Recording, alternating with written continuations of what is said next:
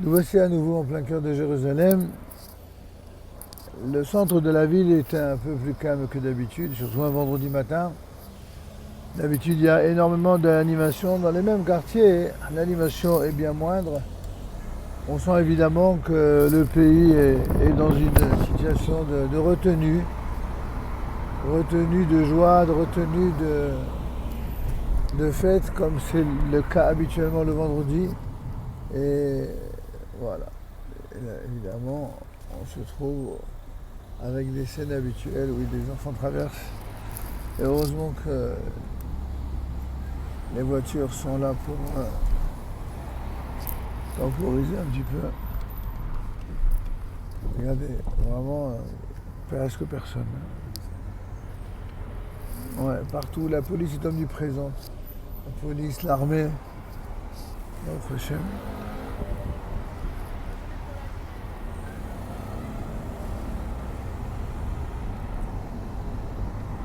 Toutes ces rues qui habituellement sont remplies de voitures, sans que les gens ont fait leurs courses déjà depuis hier soir ou ce matin très tôt.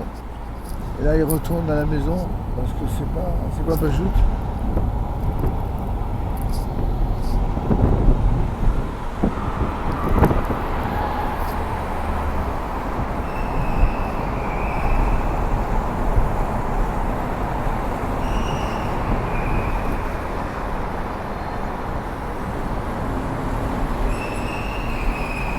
Quand on voit comment Jérusalem est devenue ce qu'elle est devenue en l'espace de 50 ans, et de manière générale Eretz Israël, on est scandalisé d'apprendre encore des gens en Europe qui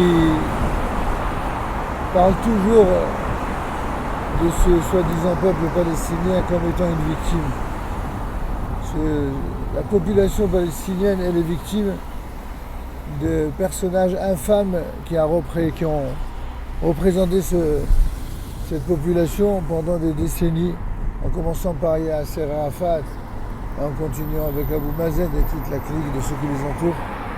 Tous des gens qui, en vérité, sont les uns comme les autres des gens corrompus qui reçoivent l'argent de l'Union européenne, c'est-à-dire l'argent du contribuable, pour finalement se rendre compte aujourd'hui, lorsque le Hamas, qui a pris tout le pouvoir à Gaza, et plus pour longtemps à Hashem, eh bien, s'est servi de cet argent des Européens, de l'Union européenne, et donc des Français parmi eux. Ils se sont servis de l'argent pour se construire des super villas, pour surtout nourrir les comptes en banque qu'ils avaient en Suisse ou ailleurs, et finalement traiter leurs propres enfants comme des moins que rien. Et dans leur hypocrisie infâme, eh bien, certains journalistes et certains gauchistes israéliens continuent à accuser, n'est-ce pas, la gestion du gouvernement ou de la gestion de la droite israélienne, dans le même temps où ils disent maintenant ce qui compte c'est l'unité. Toujours ceux qui donnent des leçons de morale et d'unité, alors qu'avant, pendant et après, ils continuent à ne parler que de la responsabilité de ceux qui ne sont pas d'accord avec eux idéologiquement.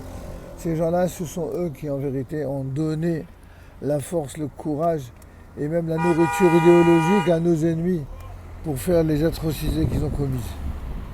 C'est à tout cela que nous pensons quand nous voyons tout ce que nous observons ici à Jérusalem, qui, si on n'était pas dans un contexte de guerre, on trouverait cet endroit si beau, si merveilleux.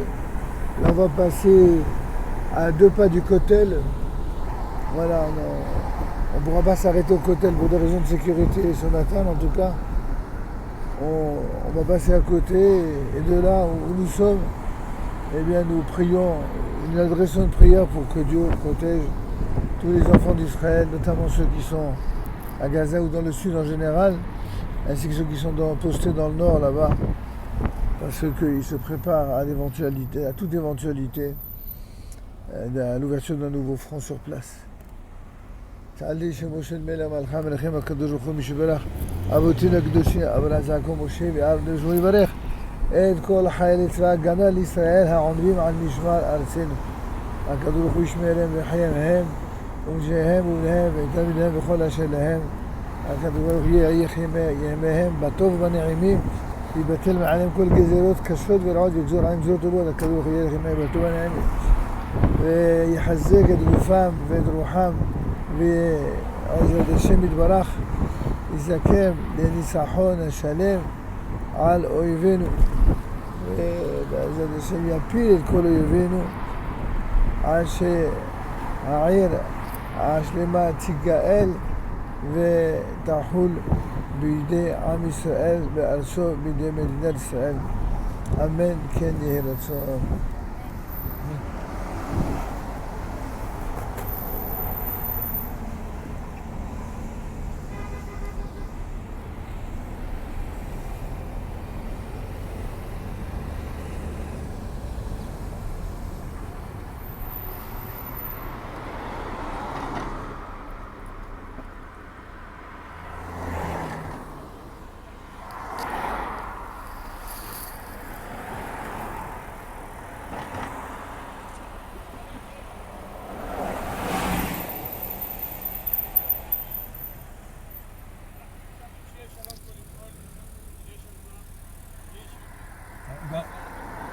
אנחנו גם רוצים.